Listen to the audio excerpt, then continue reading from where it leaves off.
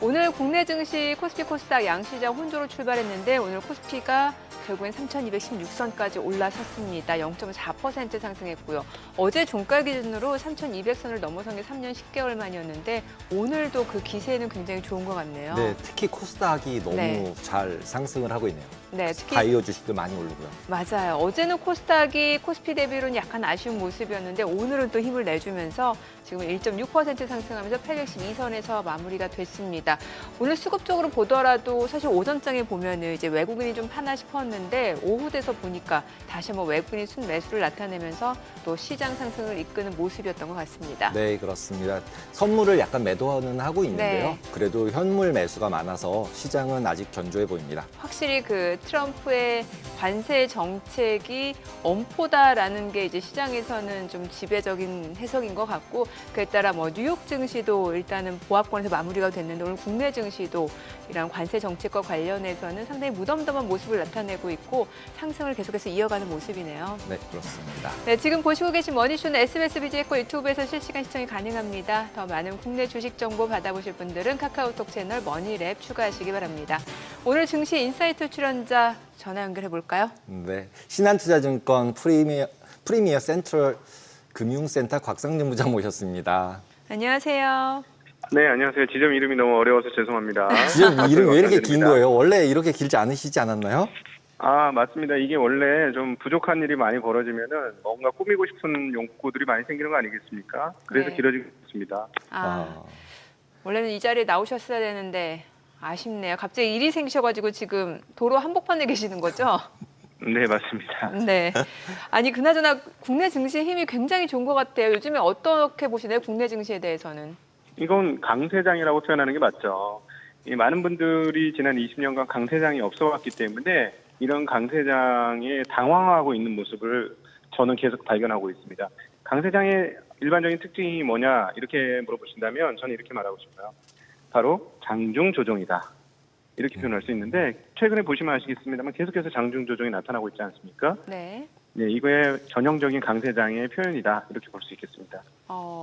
뭐 말씀 주신 대로 장중 조정하니까 사실 최근에 보면은 좀 시장이 이제 좀 조정 보이는 거 아닌가라는 불안감이 있을 때쯤이면 어김없이 또 오히려 상승으로 돌아서더라고요. 네, 매번 다들 생각하는 게 조금만 빠지면 사야지, 조금만 빠지면 사야지 이러고 있는데 네. 지금 말씀하신 대로 장중 조정만 받고 다시 올라가니까 사지 못하고 이제 폼으로 점점 돌아가는 것 그러게요. 같습니다. 네, 이러다가 어떻게 되냐면 한번 크게 조정을 받을 때가 오긴 옵니다. 그런데 그때쯤 무슨 생각을 하냐면 이렇게 많이 빠졌으니까 이제 정말 끝났다 이런 생각을 하거든요. 네. 근데 그때도 다시 치고 올라옵니다. 그래서 고점을 돌파하죠. 그러면 사람들이 이제 그때부터는 어떻게 되냐면 이번은 정말 진짠가 보다 이런 생각을 하면서 생각이 바뀌기 시작합니다. 보통 강세장의 초장기 강세장인 경우는 그런 조정을 두세 번 거치면서 계속해서 올라갑니다.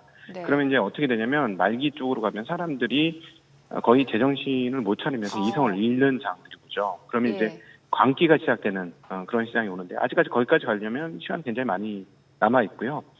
그리고 한국 시장의 밸류에이션은 그렇게 비싸냐? 그렇게 비싸지 않기 때문에 지금 이미 바닥에서부터는 뭐 한 700포인트 올라와서 부담스러운 것처럼 여겨지지만 장기적으로 봤을 때 이제 겨우 장부가치 1배 이상으로 넘어왔기 때문에 아직 끝은 아니다. 이렇게 보는 게 맞을 것 같습니다. 그리고 원래 주식시장은 의심의 벽을 타고 오르는 게 주식시장입니다. 네. 사실 올해 들어서 지금 우리 코스피가 수익률로만 놓고 봤을 때는 글로벌 증시 대비 1등이잖아요. 네. 네, 근데 아직도 이제 충분히 더 올라갈 룸이 남아 있다 이렇게 보시는 거면 어느 정도 상승 여력이 있다라고 보시는 거예요? 그러니까 우리나라가 지금 정책적인 변경이 있었지 않습니까? 상법 네. 개정이 있었고 그다음에 이제 지금 얘기가 나오는 게 배당수도 분리과세라는 아주 폭발적인 법안 이야기가 나오고 있는데요. 이게 이제 만약에 잘 이루어지고 또 하나 조건값 중에 하나인 거래소가 매우 적극적으로 시장 어떤 밸류업을 위해서 활동을 하게 된다면 1번의 예를 보시는 게 맞을 것 같습니다.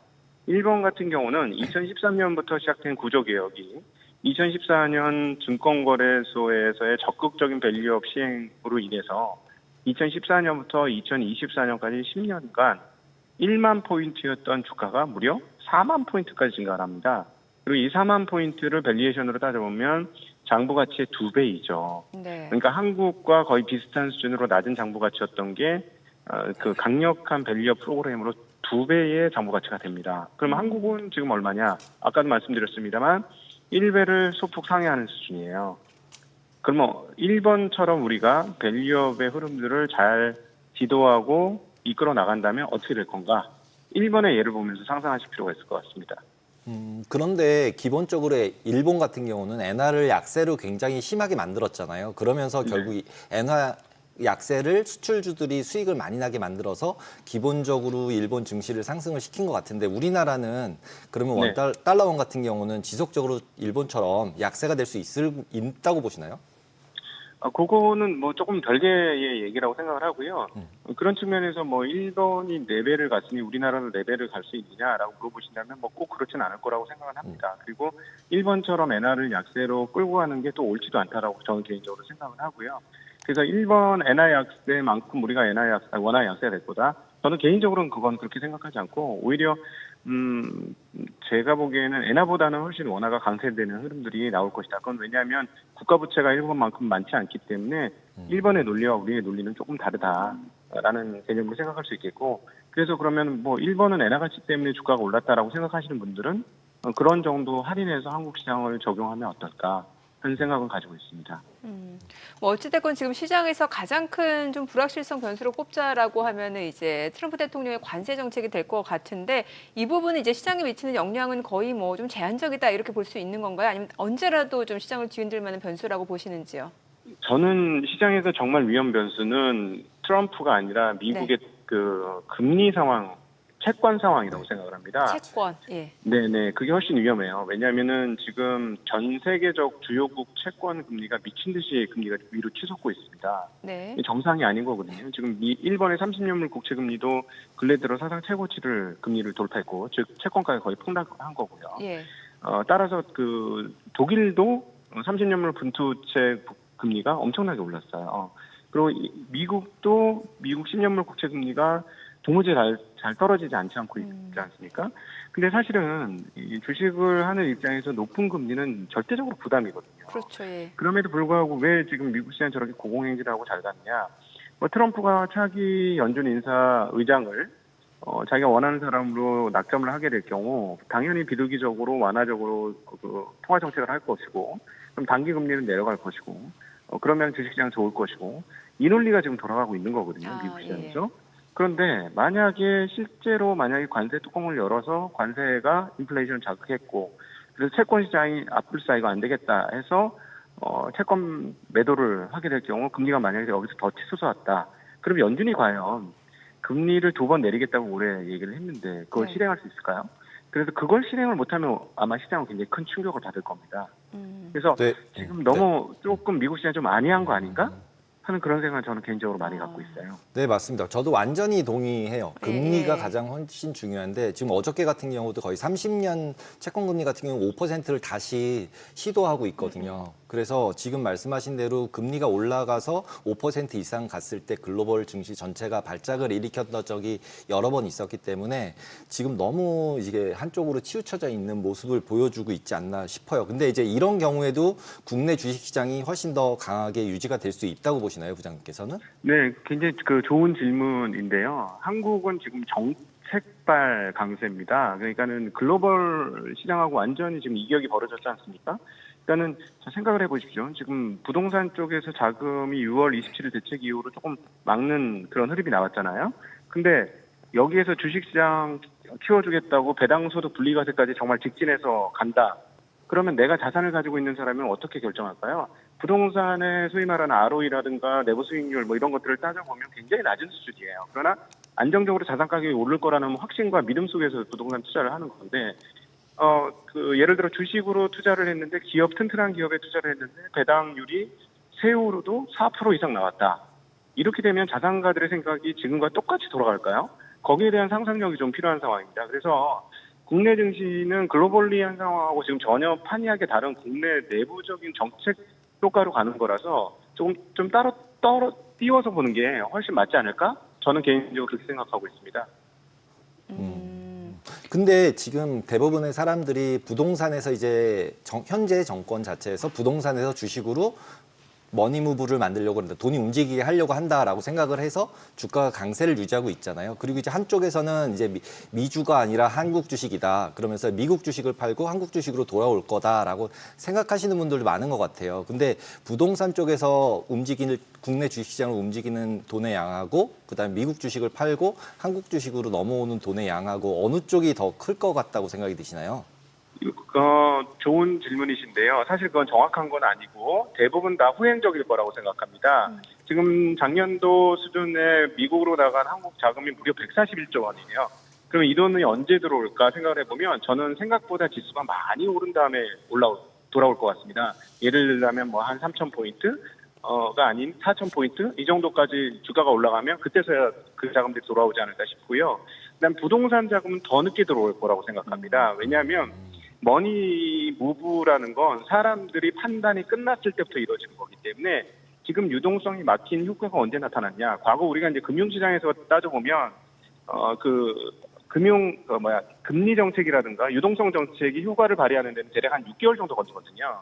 그러니까 부동산 시장에서의 자금 머니 무브도 적어도 내년은 돼야 본격적으로 움직이지 않을까라고 생각합니다. 그래서 오히려 지금은 그것 때문에 그 시장이 오른다라기보다 그거에 대한 기대감으로 오르는 거지, 그 자금이 이동해서 움직이는 건 제가 보기에는 내년도 이후 뭐 그런 데까지 좀 시계열을 좀 늘려서 봐야 되지 않을까 싶습니다.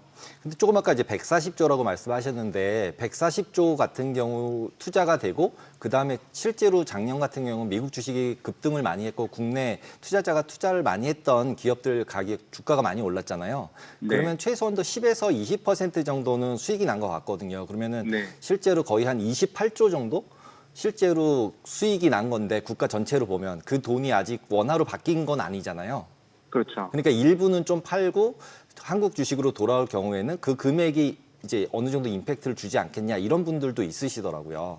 당연히 임팩트를 주는데 그거는 생각보다 되게 늦게 올 거라는 얘기입니다. 제 생각에는. 왜냐하면은 미국도 지금 나쁘지 않잖아요. 네네. 작년도 연초부터 해가지고 누적적으로 보면 지금 한국 시장이 올해 뭐 35%씩 올라가지고 되게 좋은 것 같지만 네. 작년 연초부터 비교해 보면 미국 시장 수익률이 더 좋습니다. 그래서 언제 자금을 움직이냐면 수익을 보고 움직이는 건데 한국 주식 시장이 압도적으로 높은 수익을 보여주면 그때에서야 움직일 거예요. 이 인간의 본성이기 때문에 어쩔 수가 없어요. 그래서 네. 생각보다는 되게 늦게 움직일 거다 이렇게 생각하시면 되고, 지금은 거기에 대한 기대감은 작동될 수 있죠. 그러나 실제는 훨씬 시간이 후일 거다 이렇게 생각합니다. 저도 이제 부장님 의견에 좀 동의를 하는 게, 사실 이제 미증시에서 수익을 내신 분들이 국내 증시로 돌아오려고 하더라도 국내 증시에서는 이제 업종 종목 순환매가 굉장히 빠르게 나타나기 때문에 이게 쉽게 어떤 종목, 어떤 섹터를 포트폴리오에 넣어야 될지 지금 판단이 쉽지가 않거든요. 자, 그런 네. 측면에서 지금 시장 어떤 섹터 종목을 가져가는 게 국내 증시에서 이런, 사실 요즘 체감 지수는 그렇게 높지 않다는 분들 많으시거든요. 그렇죠. 예. 왜냐하면은 절대 투자할 대상이 아니라고 생각했던 금융주들이 올랐죠. 그러게요. 예, 그렇기 때문에 체감지수가 없는데, 자, 이렇게 생각하십시오. 20년 전하고 지금하고 총 자산 규모와 유동성 총 규모와 그다음에 주식시장 거래 규모와 이런 것들을 감안해 봤을 때 대표적인 최근 상승 금융주인 증권주를 봤을 때 지금 현재 주가가 2007년도 주가보다 낮아요. 얘네들이. 근데 그때보다 지금 20년 지났으면 자금 사이즈와 그다음에 총 거래 규모가 얼마나 늘었겠습니까? 그러니까 엄청나게 많이 오른 것 같지만 저는 여전히 공간이 있다 이렇게 생각을 하고요. 네. 그다음에 이제 외국에 나갔던 사람들이 언제 돌아올 거냐? 삼성전자가 시세를 뽑아줘야 된다고 생각합니다. 예, 그거는 이제 조금 더 시차를 두고 이제 시작이 될 건데, 최근에 반도체가 생각보다는 조금씩 나아지고 있기 때문에 이제부터는 삼성전자가 아무리 못해도 주가적으로는 그렇게 나쁘지 않을 거다라고 개인적으로 저는 생각하고 있어요. 네. 지난 주에 결국 12만 불을 비트코인이 넘었잖아요. 그러면서 기본적으로 어느 정도 이제 비트코인에 관심이 없으신 분들도 연락이 와서 지금이라도 사도 되는 거냐고 이제 여쭤보시더라고요. 그래서 부장님은 어떻게 보시나요? 지금 뭐 제가 요즘에 생각하는 거는 이게 전 세계적으로 통화 약세 전쟁이다라고 생각해요. 그러니까는 뭐 비트코인만 그런 게 아니라 통화를 대체할 수 있는 것들이 다 오른 거예요. 그게 이제 금이 있고 비트코인이 있고 그다음 주식이 있는 겁니다. 그래서 그 일반인들은 열심히 일하는 사람들은 정말 앉아서 바보 되기 딱 좋은 시장이에요. 왜냐하면 이렇게까지 재정이 확장되고 통화가 확장되니까 통화 가치가 떨어지고 당연히 그걸 예상한 자산의 포지션을 갖고 있는 사람은 적극적으로 투자를 하고, 이런 상황들이 오면 자연스럽게 물가는 계속해서 올라갈 겁니다. 그래서 제 생각에는 그 일반 현금을 피할 수 있는 자산을 가지고 있는 건 어쩔 수 없는데 저처럼 보수적인 사람은 현금 흐름이 확보되는 걸로 가자.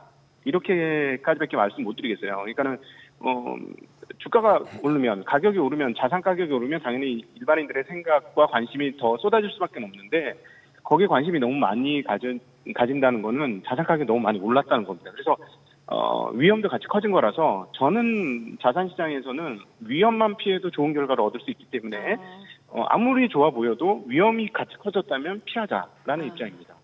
그래서 지금 비트코인을 매수하기는 다소 좀 부담스러운 측면이 있다. 이런 의견이신 거네요, 그러면. 싼 주식도 많습니다. 싼 주식이 많다. 네. 저렴한 알겠습니다. 주식들 넘치니까요. 저렴한 네. 주식들 고르시면 됩니다. 알겠습니다. 부장님, 다음번에 스튜디오로 나와 주세요. 네, 알겠습니다. 고맙습니다. 네, 오늘 네. 고맙습니다. 감사합니다.